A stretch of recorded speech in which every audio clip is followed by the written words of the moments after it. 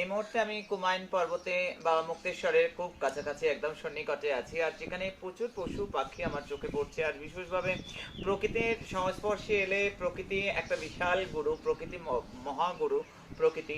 আর প্রকৃতির মধ্যে সৃষ্ট সব জীবই কোনো না কোনো গুরুর ভূমিকা পালন করে। আমি বলবো পশু পাখিরা যেভাবে জল পান করে দেখবে খুব সুইপ করে করে, একটু করে জল খায় একটু করে দাঁড়িয়ে যায়, একটু করে জল খায় একটু করে দাঁড়িয়ে যায়। আমি বলবো মানুষ যদি এইভাবে জলটা খায় তাহলে তার ডাইজেস্টিভ সিস্টেমটা অনেক ভালো থাকবে এবং অনেক রোগের, বড় বড় রোগের প্রাদুর্ভাব থেকে কিন্তু মানুষ রক্ষা পাবে। তার সঙ্গে আর একটা গুরুত্বপূর্ণ, লাঞ্চ কিংবা ডিনারের আমি খেতে খেতে মাঝখানে জল খাওয়াটাও ডাইজেস্টিভ সিস্টেমটা, আমাদের জঠরাগ্নিটা সেই সময় একদম খুলে যায়, রেডি হয়ে যায় জঠরাগ্নিটা, জল খেলে সেটা কিন্তু বুঝে যায়। তাই খাওয়ার মাঝে মাঝে জল তো একেবারেই আমি না করি, অবশ্যই করি। আর খুব ভীষণ এমার্জেন্সি হলে আলাদা কথা। আর অবশ্যই করে বলবো যে খাওয়া দাওয়ার থেকে অন্তত আধ ঘন্টা 45 মিনিট পর জলটা না খাওয়াটা শরীরের জন্য ভালো।